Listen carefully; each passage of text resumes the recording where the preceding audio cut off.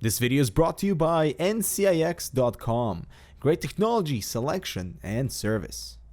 Hello everyone, I'm Dmitry with Hardware Canucks, and there's one particular market segment within the mobile sphere that isn't fully evolved yet or fully explored. I'm talking about Android notebooks, where you can take advantage of the higher power efficiency of Android over other operating systems and also incredibly compact form factor to accompany you where both weight and size limitations are important. So the Dell Venue 10 7000 is one mouthful. It is one of those machines that satisfies the criteria of being a proper Android notebook first because of the outstanding keyboard and form factor that is both sort of large enough for comfortable operation but without crossing into the bulky threshold.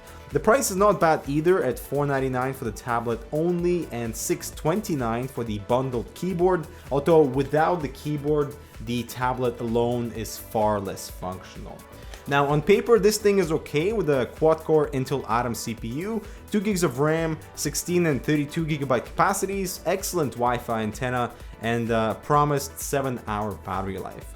And so everyone should appreciate what they've done with the attachment mechanism. It's partially magnetic and also partially mechanical, with excellent hinges holding down this two-piece design.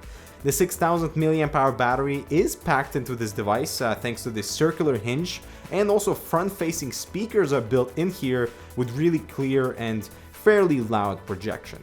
Now you can easily detach the tablet just by opening it up past its maximum angle, and since the keyboard is Bluetooth, it instantly recognized when the two merge. The hinge also allows for comfortable one-hand operation, especially for reading articles in this portrait mode, but at close to 600 grams, the Venue 10 7000 becomes heavy really fast. Now, despite the incredibly thin and light frame of the keyboard, the balance is somehow really perfect. You can still use touch without tipping over the Venue 10, even at maximum angle, and you can even carry the entire thing by the keyboard alone without worrying of the tablet popping out.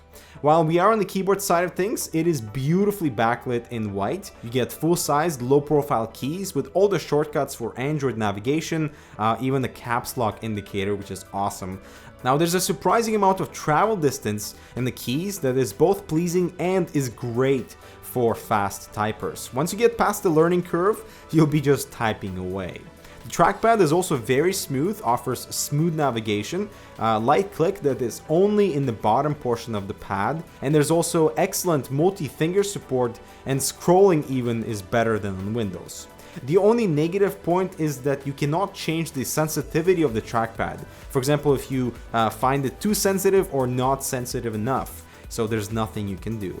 And also, to keep such a thin profile, the keyboard does not have its own battery, meaning you won't be able to connect it to other tablets. While for 95% of my time I use this as a notebook, the keyboard can also be sort of stashed away behind the tablet or set up in this tent mode, in which the keyboard is off, which is excellent, so it does not consume any battery.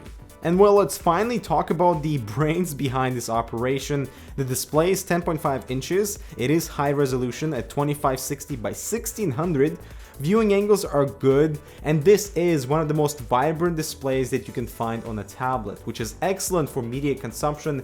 Everything just pops out, but I find it a little bit to be over the top, and I would prefer to have different presets of color to choose from, so it's not as vibrant and maybe perhaps a little bit more accurate on the side, but you can't change any of the display settings. On the left side we have a volume rocker and a power button that are clicky and easy to find. On the other side is a headphone / microphone combo jack, micro USB, and a micro SD card slot for additional storage. The front-facing 2-megapixel camera is just okay, while the rear 8-megapixel camera still incorporates that Intel RealSense depth camera that allows capture of depth information, but it is one of the worst cameras, both in terms of quality and real use scenarios. Seriously, when would somebody be taking pictures with a tablet in 2015? Now, the camera quality aside, the depth information captured by the RealSense camera isn't accurate. Here's a shot of a teapot in a very well lit scenario,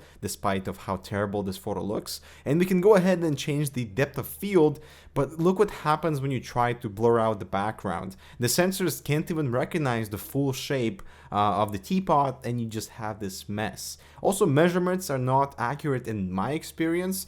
This fence here across my balcony is not 18 feet in height. But the real question lies in the following: is there actually space for Android notebooks within the current market sphere, like the Dell Venue 10 7000? And I would say absolutely. And so I recently went on a trip where my only luggage was this backpack. Traveling this light meant I could not bring my Eurocom machine. My Shield tablet just wouldn't cut it for me for writing review scripts and answering a ton of email while I'm out of the office. So this is really where the Venue 10 7000 really stepped up. And I was also as productive as I would on a standard notebook. The combination of touchscreen and the excellent keyboard really is appealing. You can be doing all your work like no problem. And the trackpad is excellent too. I had absolutely no hassle with this combination. As for battery life, watching movies on airplane mode, I could easily pass 8 hours of on-screen time. However, turn on browsing the web, start to use the keyboard because it also consumes the battery, and then you're looking about 6 hours, which I feel is a bit limiting. The majority of my time was spent on Gmail, Google Drive, Microsoft Office, and Excel, and also using Chrome for the YouTube full desktop site, just because for some stupid reason the YouTube Studio app doesn't work in landscape. YouTube, please. Performance-wise, everything was snappy and I've experienced no crashes, but for some reason the tablet takes its sweet time of changing orientation, sometimes not even recognizing that it's upside down. Quite annoying.